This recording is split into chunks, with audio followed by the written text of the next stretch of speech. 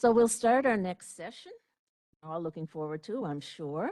We have three presenters. Two of them are here with us, and one has actually sent a film for us to enjoy.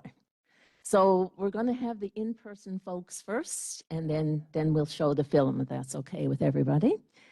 So we're going to start with Vicki Hallett, an associate professor in the Department of Gender Studies at Memorial University. Her research interests include the co-constitution of place and identity through the life narratives, archival serendipity, and historical silences.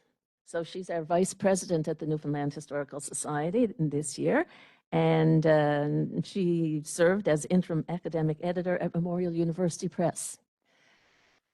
Sitting next to her is Heidi Coons, and Heidi is an education specialist with Faculty of Medicine and an independent historian.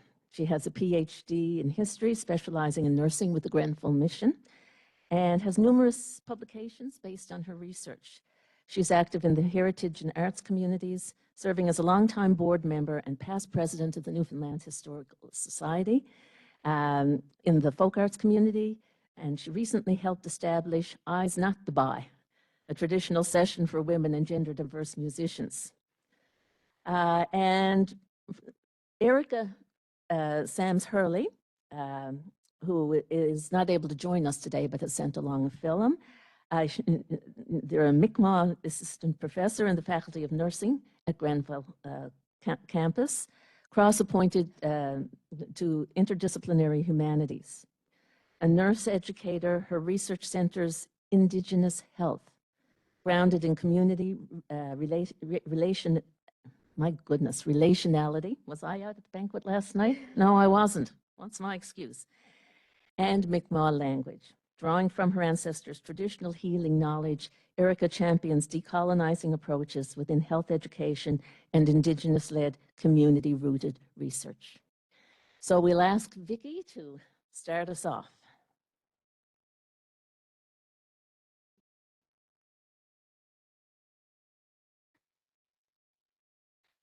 All right. Good morning. Good morning, everyone. Thank you for being here. Such a pleasure. So my title today is How to Escape a Net, Women, Cod, and Multi-Species Possibilities in Archival Research in Newfoundland and Labrador. The Labrador floater fishery was a migratory fishery that lasted roughly 200 years, from about 1750 to 1950. In which schooners sailed from the island of Newfoundland to the coast of Labrador to fish for the summer season. Ships' crews stayed aboard their vessels for the duration of the fishing season and were generally composed of 5 to 10 European settler men and often included a woman or a girl, sometimes as young as 11 or 12 years of age, hired on as cook. Not a lot has been written about these women and girls, and so I'm conducting archival research in hopes of storing the traces of their lives. Can everyone hear me? Okay, thanks. While there's nothing novel in acknowledging the crucial role played by Gadas Morhua, or the Atlantic cod, in Newfoundland and Labrador's colonial history, I'm hoping there is some compelling insight to be gleaned from thinking through the multi-species entanglements of Atlantic cod and settler women in this history. As I engage with the archive of the Labrador floater fishery, it becomes apparent that attempts by colonial authorities to prohibit women and girls' participation in this important yet unruly seasonal enterprise centered around anxieties over their moral corruption. Such anxieties reflect what Antoinette Burton and Renisa Marwani discuss as imperial, quote, concerns about forms of affection that potentially threatened prevailing racial orders, which were part of larger taxonomic projects delineating human, non-human hierarchies. Attempts to control interactions between male and female crew members existed alongside persistent attempts to claim and control Atlantic cod in the waters off Newfoundland and Labrador. If, as Burton and Marwani assert, quote, how we talk about the animalia of empire is crucial to how we narrate the force of imperial power, then examining the interwoven histories of settler women and Atlantic cod will offer a nuanced account of how such power attempted to control and coerce disruptive human and non-human animals whose ecological destinies were inextricably linked in this colonial project. This paper represents the inchoate glimmers at the beginning of that nuanced account. The colonial history of Newfoundland and Labrador features the Atlantic cod often as the very raison d'etre of this place. George Rose is typical in this regard. In his study, Cod, Ecological History of the North Atlantic Fisheries, Rose writes that, quote, there are places and species that have become inextricably linked in human history and in the human mind, have taken on mythic proportions. Somehow the animal comes to symbolize and define the place. And there's no stronger definition, no stronger attachment or symbolism than Newfoundland and Labrador with the Atlantic cod.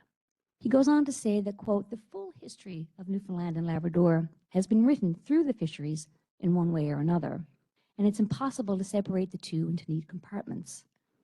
Well, of course, I disagree that the full history of Newfoundland and Labrador has been written through the fisheries, but it certainly can't appear that way, which makes it imperative to unsettle that appearance by reading against the grain, as Anne-Laura Stoller puts it, and using innovative conceptual tools in historical analyses. It's conventionally understood that Europeans came to the island of Newfoundland initially not to settle, but simply to plunder the embarrassment of riches that was the cod stock on its shores. The codfish were said to be so plentiful that one could simply dip a net into the ocean and come up with it full. We know these stories. Fish were rumored to practically stall the passage of ships with their abundance. European settler women, by contrast, were thin on the ground.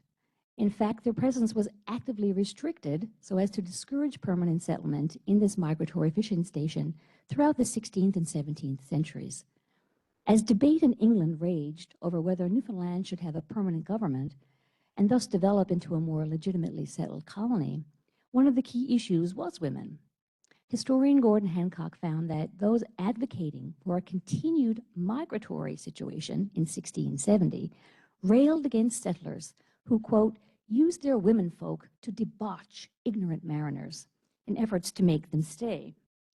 While those attempting to quell this disturbance were confident that, quote, so long as there comes no women, they are not fixed. Thus, the push and pull factors of colonialism largely depended upon women and fish. From the very beginnings of this erstwhile colony, they were entangled in a complex net of boundary-making enterprises that created the conditions for their lives and deaths. How this net was knitted together is what occupies my mind right now, because as Donna Haraway points out in her treatise on multi-species entanglements, it matters what knots, not knots. One of the crucial knots is, of course, settler colonialism. Working-class settler women occupy a paradoxical place in Newfoundland and Labrador's particular version of settler colonialism and its history. As the fishing station indeed grew into a colony, women were crucial helpmeets in fishing operations and workers in their own right. They were simultaneously privileged by their association with settler men as European mothers of the colony, and oppressed by its Christian patriarchal classist logic, which attempted to suppress women's public movements and ability to work for wages, while couched in the language of protection. Such tense and tender ties of empire, as again Anne-Laura Stoller calls them, are visible in the moral panics over the participation of women in the floater fishery in the late 19th century. Governor Henry McCallum, the British Crown's representative to the colonial Newfoundland government from 1899 to 1901, took a keen interest in the migratory Labrador fisheries and became incensed when he learned of one particular death of young Phoebe Antle, a teenager who had been employed aboard the floater schooner Sophia in 1899. Much like the public outcry that followed the Labrador disaster of 1885, in which dozens of women and children were lost when schooners from the migratory fishery were caught in a fierce October hurricane, Antle's story sparked renewed anger and debate over what McCallum termed the abominable system of hiring young girls and women to work in the industry. Over the course of 1899 to 1900, In an attempt to discern the damage done by this abominable system, McCallum arranged for surveys to be sent to 21 communities, from which a total of 667 schooners, carrying 5,159 crew, 589 of whom were females, departed for Labrador the previous year. The resulting report, called Female Labor on the Labrador, gleaned the opinions of, quote, prominent men directly and indirectly involved in the fishery: schooner captains, merchants, magistrates, customs officers, priests. Strangely, no women or girls were consulted. Submitted to the Department of Marine and Fisheries in 1900, a great deal of moral outrage simmered in its 20 pages. Mr. A. Pico, preventative officer at Bay Roberts, believed the situation on floater schooners was very bad in many cases. In fact, it's hard for girls to stand against it, the temptations to sexual immoralities being so great. In a similar vein, Master Mariner Robert Fowler of Trinity opined that girls were, quote, in too close a connection with the men, which makes them too bold. None of these commentators voiced concern about possible violence or forced sexual intimacy aboard ships. Their foci were unsanitary conditions, moral corruption of the fairer sex, and the improper results thereof. Male sexual aggression was taken for granted, while female sexual appetites were assumed to be reactive. Protection of female virtue in this case could only be achieved by preventing close, sustained proximity aboard ship. This meant keeping women and girls in their proper place, safe, at home.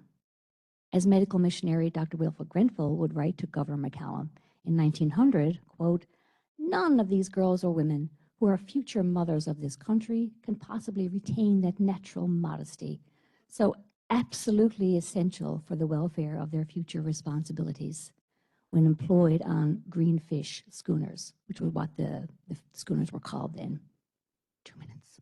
Protection of women and girls as workers was never mentioned. In fact, the status quo was favored by Phoebe Ansel's employer, who was interviewed. I cannot think of prohibiting females, as we have to make our fish on the Labrador. 2 females are better than 2 men in many cases, and not half the expense. Oh, fabulous. Yes, you know the story. Anyway, women and girls continued to be employed. McCallum wasn't successful, so I'm going to skip ahead at just one section. So Phoebe Ansel's version of events will likely never be known, but tracing her story, I think, is really interesting and sort of illustrates the ways that women are used in contradictory and shifting ways as boundary markers of empire to kind of define proper behaviors of white settler womanhood, to serve as warnings to those who would contradict those rules, and because of their lack of economic power, to act as disposable workers in an industry that would cement imperial land and sea claims through continued resource extraction. It also, of course, highlights the gaps in the archival record where these girls' and women's stories should be, and the importance of those stories that remain. One such story is that of Mrs. Kate Knox, who, when interviewed at 79 years of age, recalled her 3 summers as cook as happy times. When she went to Labrador as a teenager in 1912, she was paid $30 for a summer's work from early June to late September. She says, it wasn't lonely for a girl like me. There were lots of other boats, and we had so much to do. We had to do the wash, make the bunks, get the men up and make their breakfast when they came back from fishing. She also baked bread every day, but I digress. I never got to see the other girls very much, but we would talk to each other because sometimes the boats were anchored pretty close. The picture that Mrs. Knox paints of hale, hearty, and hard-working young women is similar to the reminiscences found in Memorial University's Folklore and Language Archive, another gold mine. The women in these archived papers, grandmothers and great-aunts of undergraduate folklore students, told their relatives about their experiences aboard schooners along the Labrador coast in the early part of the 20th century. They recalled their motivations for undertaking the journey, the tremendous amount of work that was required, and some of the benefits, both economic and personal, that they accrued. Their choice, such as it was, to sail to Labrador for a few months, allowed them to support themselves, their parents, and siblings, doing a job that was considered appropriate by their peers and communities. In contrast to the turn of the century surveys that alternately defined women as weak creatures who would be scarred by a lack of privacy and misled into vice by unscrupulous fishermen, or as cheap sources of unskilled labor, the women remembered their experiences as positive ones, defined by vigor, industriousness, skill, and self-efficacy. Through my research, I've come to see the connections between the lives of fish and women in Newfoundland and Labrador history as inevitable and very tangly indeed. Joan Scott writes about the uses of gender as a category of historical analysis in ways that help me think about these connections. Scott says, quote, "It's precisely the futile struggle to hold meaning in place that makes gender such an interesting historical subject. One that includes not only regimes of truth about sex and sexuality, but also the fantasies and transgressions that refuse to be regulated or categorized. I picture the scholar trying to hold the slippery meanings of feminine experience in place, much like a person trying to pin down a slippery cod on a splitting table. To succeed in either endeavor is to kill the object, not to free it. So thinking through the multi-species entanglements of women and cod in the floater fishery is not intended to fix their meanings in place, but to reconsider the knots that bind them in settler colonial history, and to reconsider and ponder the many ways that women and fish can escape a net. Thanks.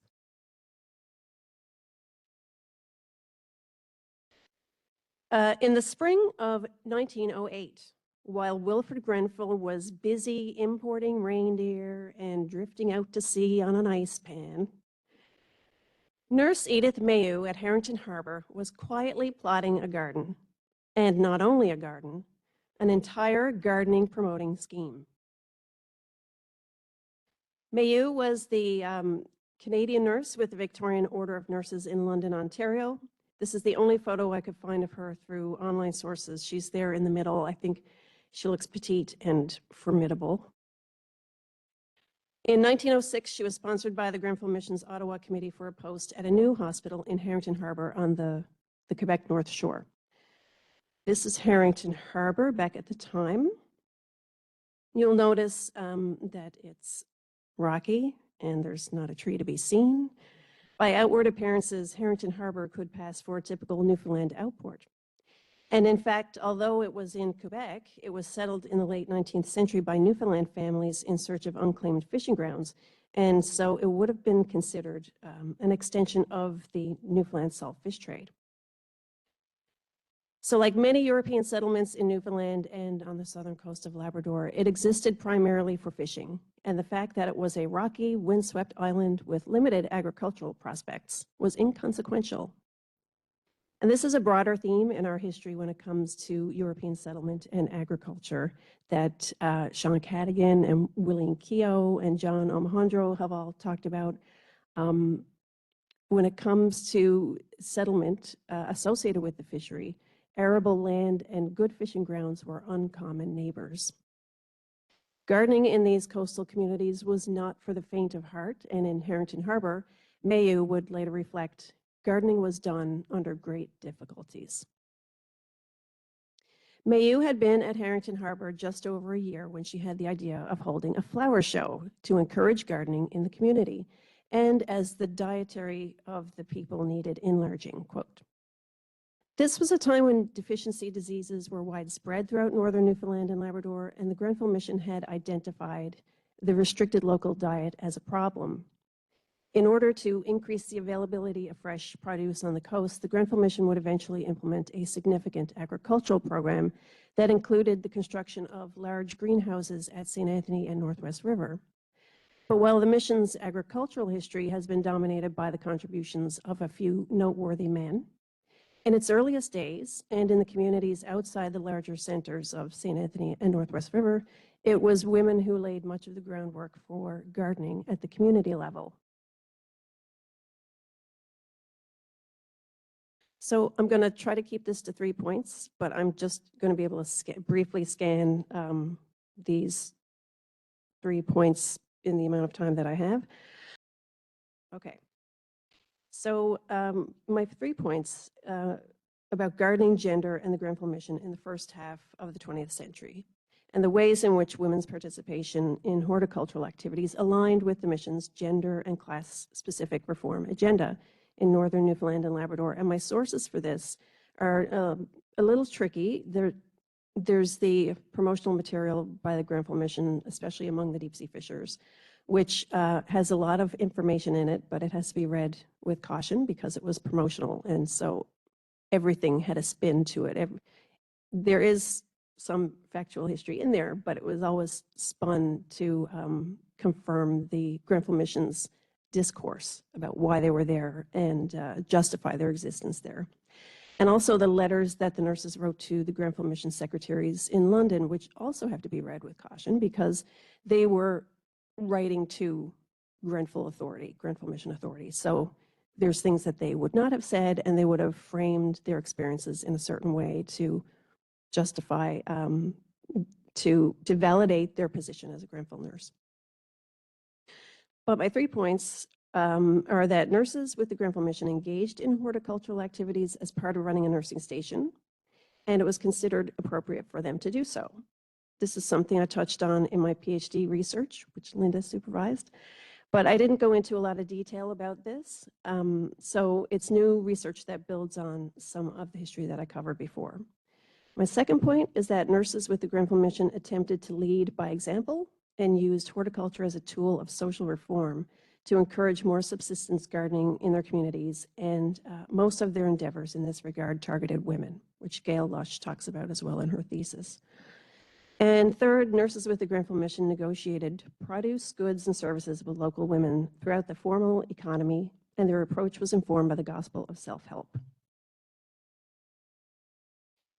Back in Harrington Harbor, Mayu put her ambitions for a flower show into motion. She contacted some friends back in London about her plans, and they sent her an assortment of seeds as well as donations of various garden tools, spades, rakes, hoes, trowels, watering cans, and tinware. Of note, 5 of the 6 individuals who supported her initiative were women, and they, at the time, they were tied to a horticultural movement that was happening at the same time in London and Southern Ontario. She held the show on September 22nd, 1909, and reported it as a success. Quote, "It proved the possibility of growing on the Labrador sufficiently good cabbages, turnips, carrots, radishes, peas, lettuce, and beetroots to make a valuable addition to the dietary. Turnips weighing 3.5 pounds were not bad for a first attempt. The first cauliflower ever grown in Harrington was the size of a silver dollar, but being the only one, it took a prize as an encouragement for greater efforts next year." In addition to vegetables, the first annual horticultural exhibition of Harrington Harbor also included exhibits of bread, pies, cakes, jam, flowers, needlework, carpentering, and as sideshows, games and races for the young ones and tea for the older ones. There were prizes for everyone who participated in the show. By Grenfell mission standards, Mayo had done well. Not only did she inspire support from an elite group of Ontario reformers, she also exerted social authority in the community in an appropriately gendered manner and proved herself, and thereby the Grenfell mission, capable of overcoming the formidable challenge of growing vegetables on the coast. In every way, she adhered to and reaffirmed the official Grenfell discourse. Gardening was an acceptable activity for nurses, an extension of the domestic sphere, and a way for the mission to influence local women and their foodways. This is Florence Bailey at Forteau in southern Labrador, and Florence Bailey was also on the first slide as well. She was at Forteau for, I think, over 15 years. Forteau was the first nursing station opened by the Grenfell mission, and she was the first nurse there and the first one to start a garden at Forteau. And I believe in order to start the garden, she had to have soil brought down from nearby hills because the ground around the station was so rocky. Gardening at the Grenfell mission followed a similar path to that identified by Omohundro, Keogh, Cadogan, with men doing the heavy labor of clearing the land and women digging the garden and taking in the crops. And and hay and other activities. By the fall of 1914, Bailey reported that she was able to grow a few vegetables such as cabbage, potatoes, lettuce, and radishes. Bailey's successor, Nurse Greta Ferris, that's her on the left, female on the left, admitted that she knew nothing about gardening before she arrived at Fort Howe, and she recognized the importance of fresh produce on the coast. So she was encouraged to also hold a flower show to set an example in the community. She decided that the nursing station itself should participate in the show, and she relied on, quote, a man and his wife who lived with her that summer to take on the task, since, she said, the woman did know something about gardening. And I bet she did. The woman was a Mrs. Chubb, and the man was a Mr. Chubb. Mrs. Chubb and her husband succeeded in growing a variety of vegetables for the station, and Ferris had a very successful show with prizes that were provided by Grenfell himself.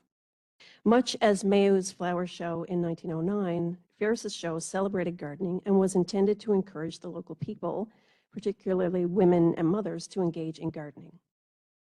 There were also opportunities to impart information about nutrition and health in a setting that was festive and fun. And as Gail Lush has pointed out, these kinds of reform activities that were linked to nutrition were in line with a dietary reform campaign based on a gender ideology of scientific motherhood that targeted women. And nurses, with their professional training based on middle-class values and bourgeois respectability, were ideally suited to carrying out these reforms. The flower shows also provided validation for folks who grew their own vegetables, because despite some of the official Grenfell discourse, which implies that the mission brought agriculture to the coast and nobody grew a vegetable there before they set up shop, subsistence gardening was common in northern Newfoundland and Labrador. And it was difficult, but it was essential to the survival of families. And as the example of Greta Ferris shows, the local women often knew more about gardening than the nurses did. As a side note, the Grenfell Mission's vast literature, especially among the deep sea fishers, would often refer to local ignorance, or that, these people had never seen a cabbage before. And it was presented in a very specific way to get their donors and supporters to invest in the organization. So it was very promotional. I'm going to jump ahead a bit, a couple of decades, to get to Ethel Current in Flowers Cove. She was there in the late 1930s, early 1940s. Ethel Current actually had also been a Nonia nurse before she joined the Grenfell Mission. She was renowned at the Grenfell Mission for her extensive gardens and for the crops that she produced at the Flowers Cove nursing station. This is not Ethel Current in the picture. I couldn't find a picture of her, but that is the Flowers Cove Gardens. Ethel Current's gardens were so exceptional that she garnered the praise of all Grenfell staff who visited the station, including Superintendent Charles Curtis, who remarked after a visit, quote, "She certainly is a wonder." In keeping with the class-bound principles of social reform and the philosophy of self-help, Current insisted that her patients pay for her services in whatever way they could, be it through cash, fish, game, vegetables, wool, wood, or service. And her maternalist success in this regard was also noted by Curtis, who continued, "Miss Curtis has been firm but just with the local people. She has made them realize that they have a responsibility. And if they could not pay for their medical attention in cash, they paid in wool or other supplies that the station could use. During the summer, women came and helped her plant the garden. On certain days a week, they came and weeded and hoed it, and in the fall, they came and got in the crops." Current's approach to the people of Flowers Cove aligned with the Grenfell Mission's ideological perspectives and social reform agenda. And in this case, there was a lot of fear that providing aid to people would make them dependent on the aid. And so there's a lot of language around in the Grenfell Mission around self-help and and the people being worthy and earning the services that the mission was providing.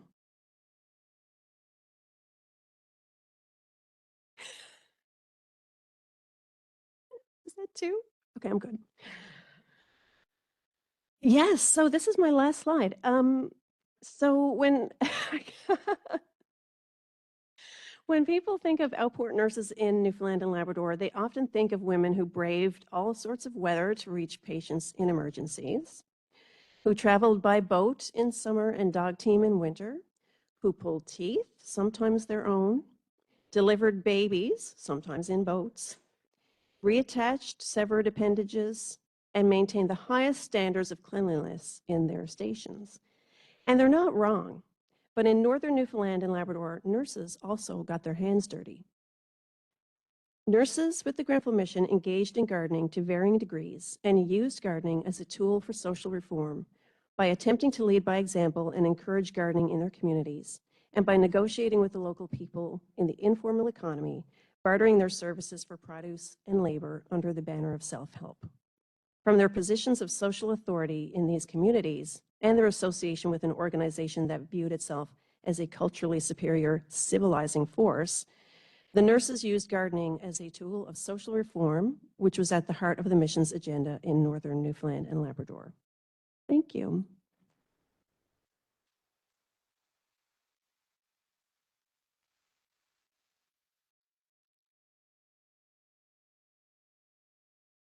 So a quick thank you to our speakers in person, and we'll have some Q&A after, but first of all, we will look at that film and then we'll sort of open it up to everybody for discussion.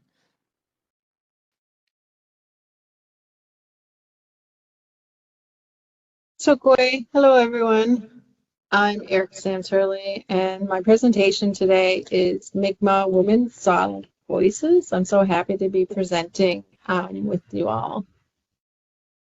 So, Mi'kmaq people have been living on the islands, which is part of Turtle Island from time immemorial.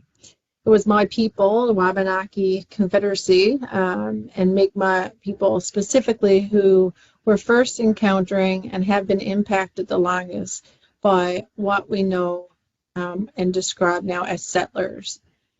This impact has been going on for thousands of years and have been widespread, particularly for Mi'kmaq people and Mi'kmaq women. Thus, these historical impacts have affected all aspects of our lives. I will focus on health particularly, but draw conclusions from many other ways that we have been impacted. So Western society use the terminology of roles, but also in terms of gender and roles of men and women in society.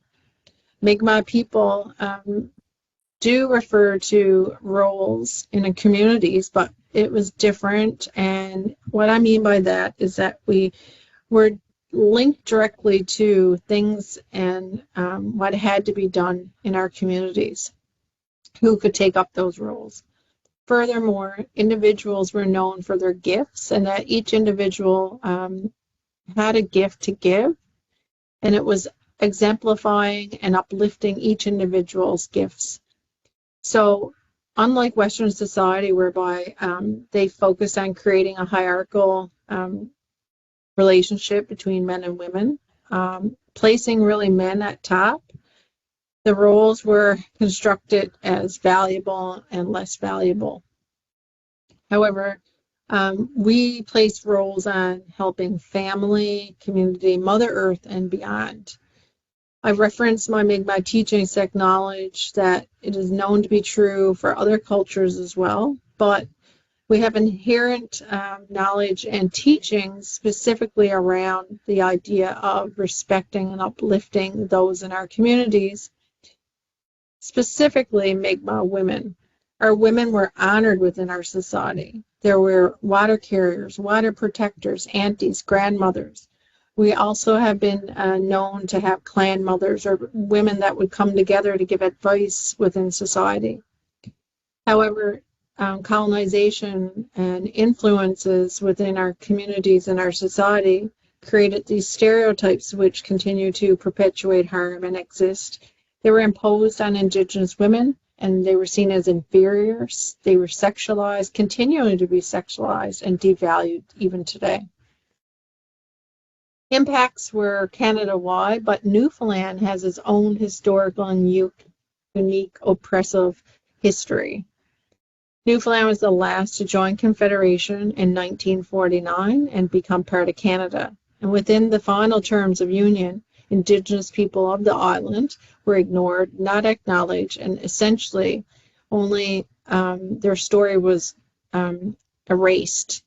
One main story was provided, and that was the one which individuals in society held the power and position at that time. So I focus a lot on storytelling, who tells the story, why society uplifts only certain stories, and why it continues to impact. That even stories that were told many, many years ago, and Indigenous voices are being used to reclaim and retell stories, but oftentimes that is challenged. So I'd like to position myself within this context and this presentation. So Deloise, Erica Sams Hurley from Dominicook, and I'm from Newfoundland, West Coast specifically. I am Mi'kmaq and have connections through both my parents and connection to community with lived experience. I have stronger connections through my father's side. My parents are Wilson and James and Gail Sams of Mount Moriah. Through my father's side, my grandparents, Wilson and Yvonne Sams from Benoit Cove. But my grandfather comes from the lands of Flat Bay. And his family lineage also connects to Cadre Valley, which I'll talk about in a moment. So myself, maybe I turned to nursing because of the inherent blood knowledge around healing, and I was drawn towards that. But I have been a registered nurse for approximately 18-ish years. I went to school at West Coast and graduated, and now I'm assistant professor with the Faculty of Nursing and Memorial, but cross-pointed with humanities at Grenfell campus and affiliated with the Environmental Policy Institute here, Grenfell. I'm a mother, I'm a wife, I'm a sister, researcher, share, water protector, and much more. And I mention all this because that's part of my story, and who tells a story, and the realization that stories have powerful impacts to individuals, families, and communities in a multitude of ways. So up on the screen now is my great-great-Grammy Webb, or Mary Frances Webb, who was known traditional healer, midwife, fluent speaker, and of 4 languages, Mi'kmaq, English, Gaelic, and French. It was and is known of one of the last known fluent Mi'kmaq speakers on the island. She had a lot of pride and strength and knowledge that was passed down throughout the family, because my family did not shy away from racism, stereotypes, or negativity, and stood proudly as a Mi'kmaq people. It was in the 60s and 70s, as more Indigenous groups were becoming active and vocal in Canada, that my grandfather became involved with a group of individuals fighting the province, particularly, and the government for recognition and rights. A key organizer is Dr. Elder Calvin White from Flat Bay, where my great-grandmother family are from, and he helped with the agenda evolving into the formation of what became the Federation of Newfoundland Indians. With the support and involvement of Calvin White, my grandfather then became the first chief of the Bennett's Cove Band, Indian Band. He held this position for many years and eventually was named the FNI's Grand Chief of Newfoundland. And unfortunately, the government did not recognize Mi'kmaq people in Newfoundland. So they eventually had to take the federal government to court for recognition, and my grandfather became one of the plaintiffs, which in that court case it dragged on for many, many years. On the bottom of the screen there you'll see a small strip. It says Indian Reserve, and this is where Grammy Webb originated from. Her family's from Cadre Valley, and I just want to highlight that the government recognized Indian reserve land in Cadre Valley, but that map was later taken away and kind of destroyed. That was penciled out as well as time went on. I just want to move away from that and bring light to discuss my grandmother Sams, Yvonne Sams, who in 1988 started the Bay of Islands Native Women's Association, which was later named the Newfoundland Native Women's Association. The late 1960s saw this increase of activism across with Indigenous people striving to protect their culture and assimilative practices. Indigenous women were uniting and confronting aspects of the law, particularly those that were continuing to be racist, sexist, and imperialistic, and that were denying many women rights. In 1974, Indigenous women and their allies actively got involved in the women's movement and officially created what was known as the Native Women's Association of Canada today. Members were concerned with the preservation and continuation of Indigenous culture on local levels, which tied my grandmother's association to the national organization. Eventually, the Mi'kmaq Newfoundland were provided an apology, and the formation of a federal band occurred in 2011, which is now known as Halibut First Nation. However, even with the formation of the band, even with some of these actions being taken, it continues to impact our people in very, very wide array of ways, even today. One of these areas is around the impacts to our health and wellness. Particularly my work, my research work, began to focus on Indigenous health and historical traumas. And specifically, I completed my PhD dissertation looking at what hurt means to Mi'kmaq women, because my inherent knowledge of the roles that our women played in community and the knowledge that they hold was inherent, but also that I wanted to bring that forth within academia. So I utilized a place-based distinct Mi'kmaq worldview, aligning with aspects of community-based work, particularly around storytelling. And the purpose was to give voice and create space for Mi'kmaq women, their knowledge, their history, and to have positive, meaningful impacts. The journey, though, was really the research was a journey for me and a process from beginning to end. I can't even tell you all of the things that were gifted to me, particularly. So there ended up being 4 participants who were invited into the research. They were all identifying themselves as Mi'kmaq women with lived experience from the West Coast. And they were all known to me, connected to community in some way, shape, or form. And that within the Mi'kmaq worldview and the methodological approach, I allowed fluidity throughout the whole process. I allowed how the women chose to meet with me, how it unfolded. So I had known the women, I had these relationships, which is really important in our culture. But as I journeyed along, the women challenged me. And they said, how can you ask us these really hard questions about what hurt means to us? Explore our stories to share. You don't explore your own hurt and the meanings to you. So I became part of the work.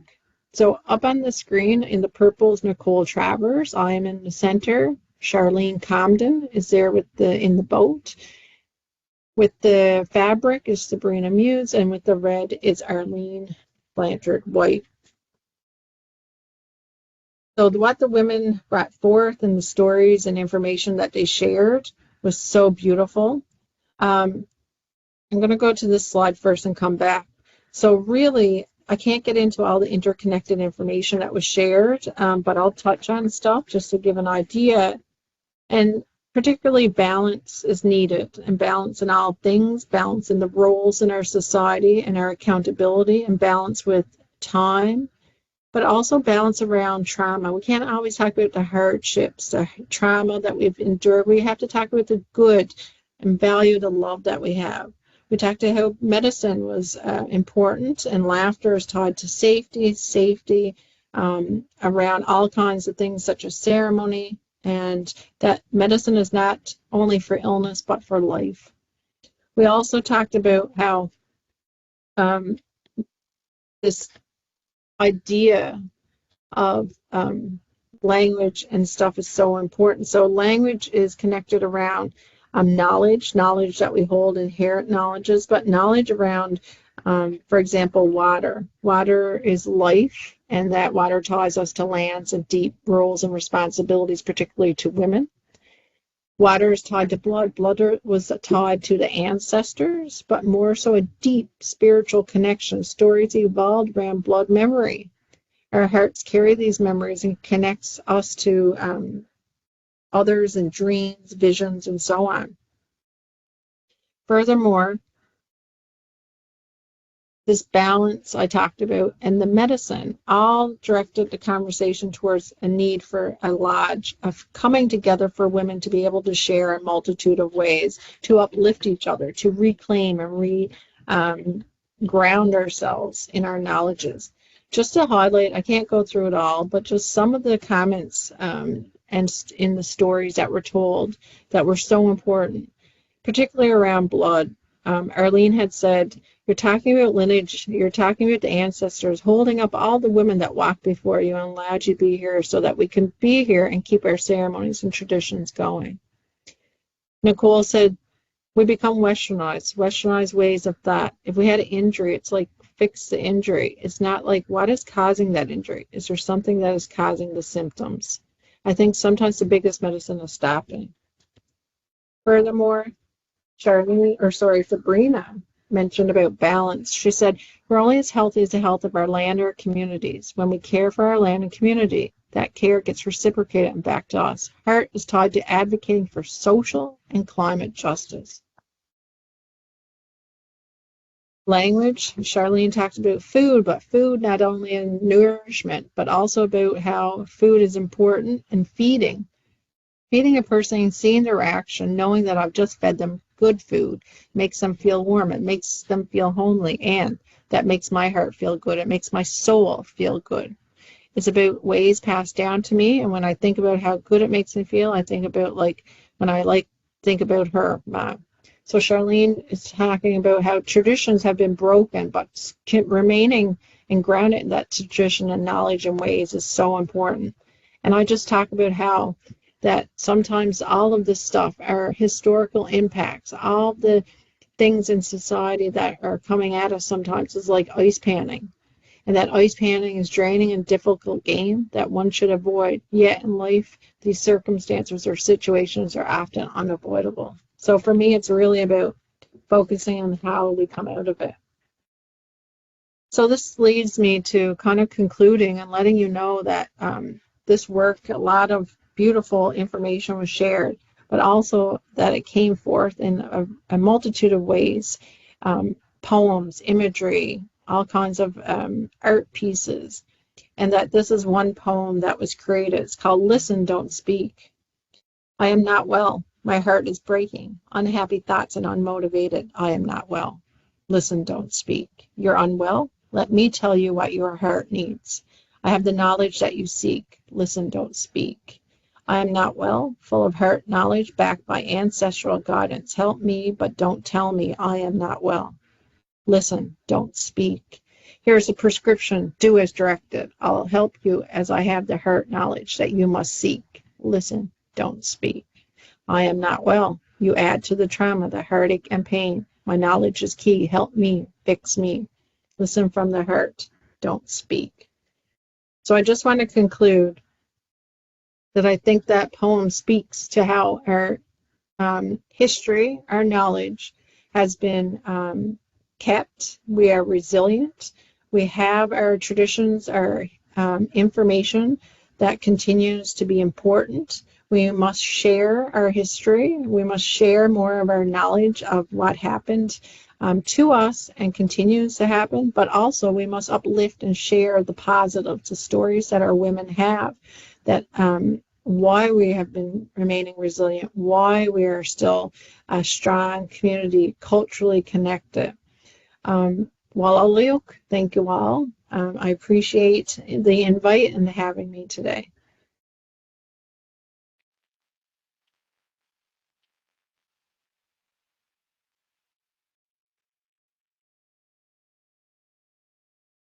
Well, we've had three wonderful presentations, and I'm sure that people have lots of thoughts to share about it. I mean, we've got some common themes here of, community builders and nourishment and healers and fishers and producers and all those things, language, discourse. Listen, don't speak. I'm going to remember that one. Note to self. But I was sort of struck by that image of poor old Nurse Bailey's garden. Kind of looks like my back garden at the moment, full of rocks. Every year I try, and every spring I go back out, and I've grown more rocks and little bits and pieces of broken pottery. It's the story of my life. But I'm just so impressed by what people and community level could do. And my cousins can still do it up the shore, right? They produce all this wonderful produce and flowers and whatnot. And here I am growing rocks out in town. Anyway, I'm going to invite some questions now. We have a little bit of time. As ever, we're sort of running a little bit behind, but we have more time today to have a few questions for people. If you have some comments or questions to pass on, we can do that. Like if you want to email them to the Newfoundland Historical Society, we can send them to Erica on your behalf. I'm sure she'd love to get some feedback, but she's not with us today, unfortunately. So I'll open it up to folks.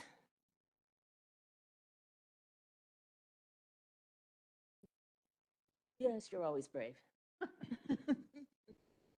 It just struck me that the last presentation connects to Heidi's presentation in terms of the role of food.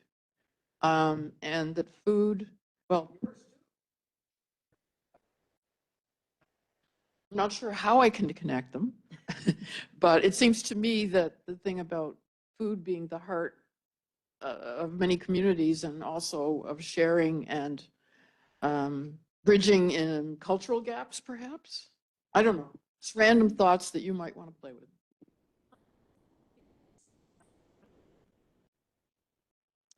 It's interesting because when we were putting together the schedule, we had the sessions, we had the most perfect sessions, and we could fit people in an appropriate session, except the three of us, we were like the outliers.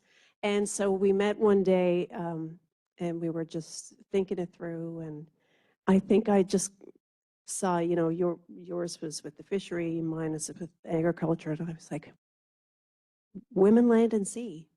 And then we thought, would that fit with Erica's? And we realized it did very, very much so. So I love that idea of heart and community that Erica was talking about as well.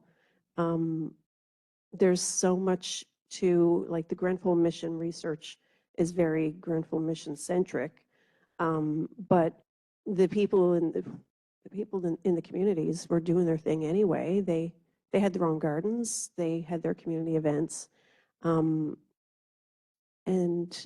like that would be the heart of a community as well, I think. I guess I'll speak to that idea of food, which does connect all these papers. I mean, these women and girls on board ships, I think about them. One of the things I want to think about as I do this research more is just the importance of bread. Diane Ty, where are you? Your paper about bread has informed my thinking on this too, right? How crucial bread was. I mean, these women and girls were baking bread every day in ships' kitchens, which, as you know, are huge. And, they're serving meals 6-7 times a day. So the importance of food and the way that they saw their role, like one of the things about this research is that, you see these discourses about the immorality and the concern, and they're concerned about illegitimate children coming back from the Labrador, right? That's what they're worried about. Were these women getting sexually assaulted? Potentially, yeah. Were they also sometimes the aggressors, actually like sexually active and being like, yeah, I want to do this, maybe. And so what you get in the record is a lot of the women talking about their experience. And I know I mentioned that they talk about it as a good experience and they were hale and hearty, and lots of them were, and they talk about that. But they were also telling their stories to potentially their grandchildren. They're not going to talk about sexual assault. They're not going to mention those things. So as we read the record, right, as you point out, you're not just reading the record and seeing this is what they said. It's what's the context of what they were saying? Why are they saying these things? What are they not saying? And back to cooking. Oh God, I digress. They saw their role and that job. It wasn't immoral to go aboard ship and cook for people. That's a perfectly legitimate thing to do. And you did it because you had to, and you're working probably with men who you knew. Maybe you were related to them. Maybe they were in your community. No one in that community was looking at these women and girls and saying, this is immoral. We need to watch out. It was people who were trying to sort of create a boundary around what they should and shouldn't be doing. It's okay to cook at home and serve 7 meals a day and bake bread every day, but don't go aboard ship, because then, so it's interesting to think about how it's framed depending on the space they're in, the kind of company they're keeping, and what the results they see coming out of those interactions, right? And whether that's immoral or moral, it's the same kind of activities. But anyway, all that's in there. Yes.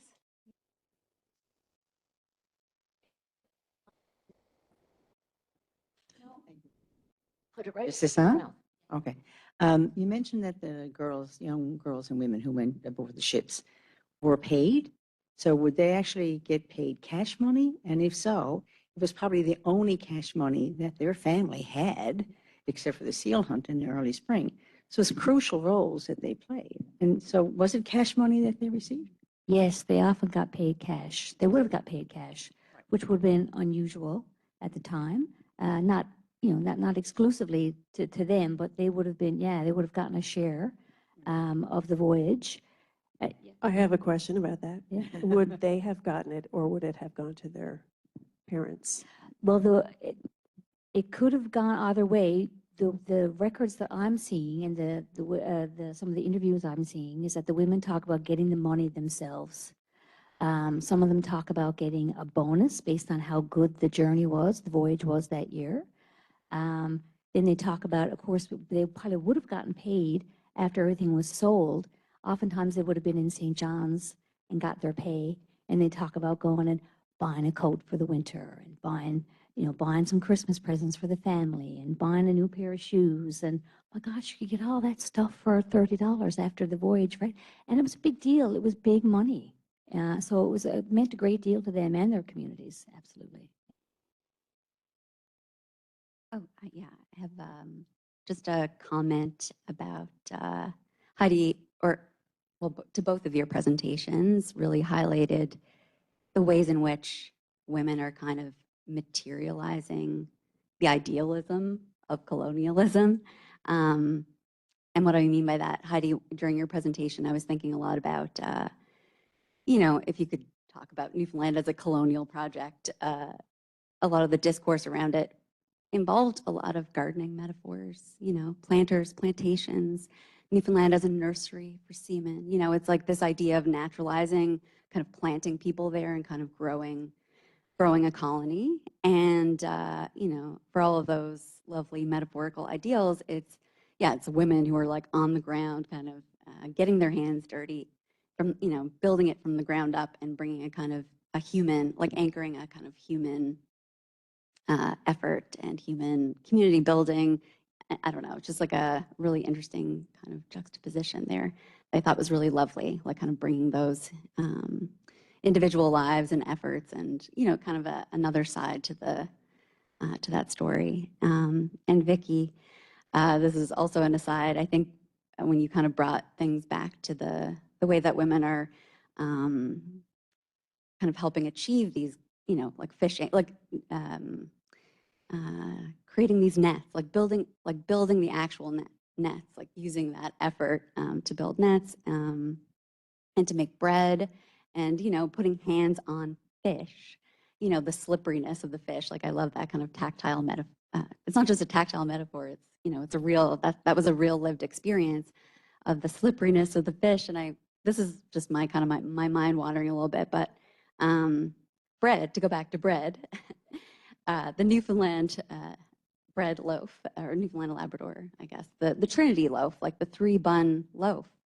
And I was thinking a lot about how we talk about that as oh, it's the Holy Trinity, and that's where it comes from. It's this religious thing. But I was thinking about how the codfish have 3 dorsal fins, and that's that's something that's very, that's because we talk about codfish as just fish.